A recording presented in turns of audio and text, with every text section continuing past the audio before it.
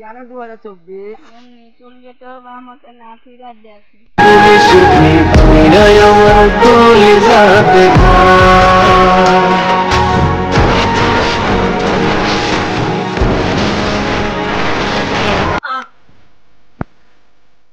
এই তো এই ভিডিওটা আমরা বানালাম 2024 বানালাম 2025 তো কেউ এটা কপিরাইট মারবে না।